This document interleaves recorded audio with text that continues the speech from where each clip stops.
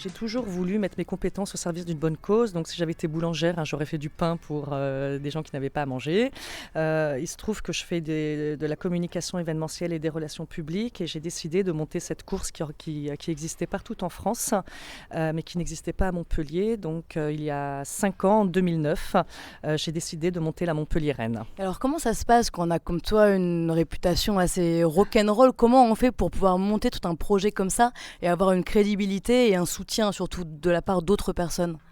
Alors oui, ma réputation de pétroleuse, de rock'n'roll, justement, quand on me dit non, je passe par la fenêtre. Quand on me dit non, je repasse par la cheminée. Quand je veux un partenaire, je sais qu'il aurait sa place dans la Montpellier-Rennes, j'insiste et généralement ça fonctionne.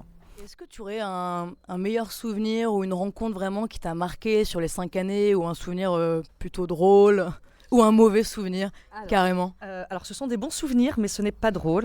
Par exemple, la première année de la Montpellier-Rennes, lorsqu'on a fait les discours d'inauguration et d'ouverture de la course, il y a une dame qui est venue me voir et qui m'a dit que sa fille de 24 ans venait de décéder, et ça a été la rencontre qui m'a vraiment le plus bouleversée, parce que ça a donné tout un sens. Je savais que ce que j'allais faire, que la Montpellier-Rennes avait un sens, mais là ça a été pour moi un déclencheur en me disant oui, ça a été très dur de monter cette manifestation, mais je sais pourquoi je l'ai faite. Ça va ?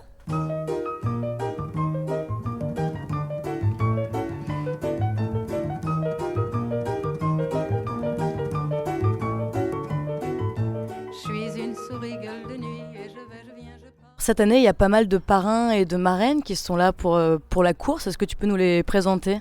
Oui, alors Monique Evangépé, et Charlotte Consorti, qui sont mes 2 marraines historiques de la Montpellier-Rennes, que je remercie 1000 fois. De toute façon, à vie, elles seront marraines.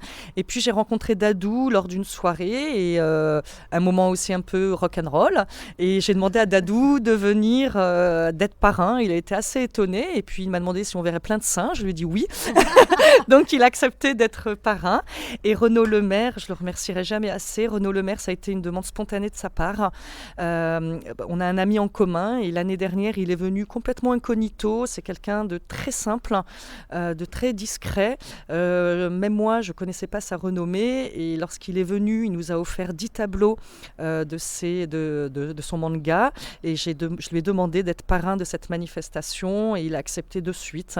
Donc pour moi c'était important aussi qu'il y ait des hommes, des jeunes, pour représenter la Montpellier-Rennes. Ils ont accepté tous les 4, et je les remercie 1000 fois.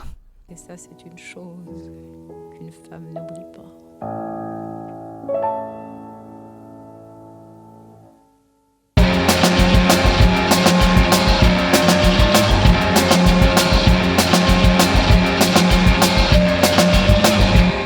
Charlotte Consorti, je suis kitesurfeuse. Donc je suis triple championne du monde de kitesurf en vitesse. Et voilà, donc sinon j'habite Aigues-Mortes. Quand Barbara m'a contactée, c'est vrai que j'ai dit tout de suite oui, parce que je trouve le projet super, d'allier ce petit running qui peut être aussi une marche. Donc voilà, un grand moment, un grand rassemblement pour soutenir une bonne cause, ça m'a tout de suite semblé logique de dire oui. Ouais. Tu t'entraînes pour les 4 km? Non, je m'entraîne pas, parce que souvent c'est vrai qu'on le fait un peu en marchant. Il y a tellement de monde, et puis c'est un plaisir aussi de faire ça dans Montpellier, dans les petites rues de Montpellier.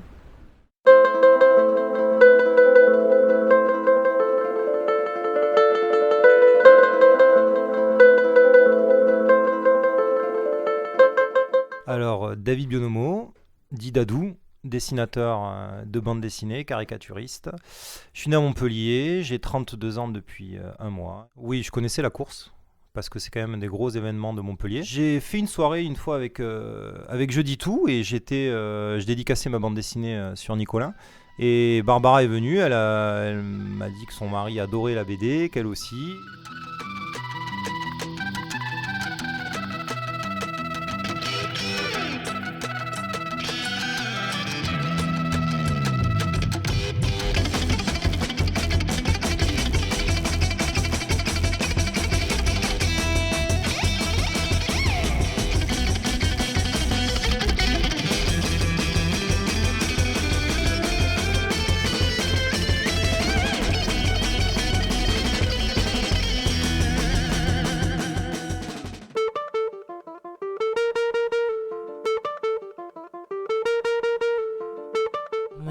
Evangépé Lewin, de mon nom de femme mariée, donc ancienne athlète de haut niveau et actuellement manager et régisseur d'artistes. Barbara m'a contactée pour à partir de la 2e édition.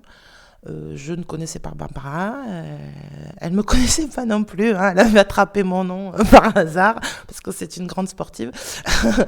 Et elle a été super persuasive. Elle m'a eu à l'humour en me disant que elle pouvait pas le faire sans moi, qu'elle se roulerait par terre. Enfin, je ne sais plus, mais elle a insisté, elle est revenue. Et puis j'avais dit, alors moi, au début, il était hors de question que je cours la course, parce que je fus une grande sportive, mais c'est avant. Et puis j'ai jamais aimé le footing ni quoi que ce soit, donc la première année, j'avais emmené mon petit garçon qui devait avoir 2 ou 3 ans, donc j'avais pris la poussette pour être sûre que je la fasse en marchant et qu'on me dise pas, toi la sportive, vite, cours.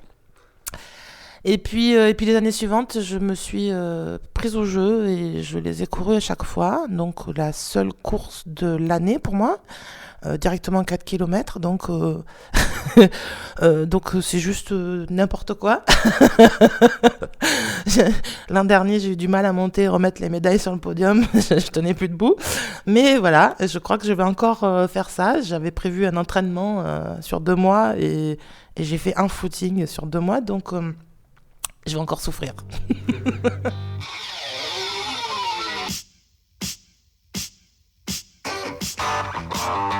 Je suis Renaud Lemaire, l'auteur de Dreamland, une petite série en format manga éditée chez Pika Édition.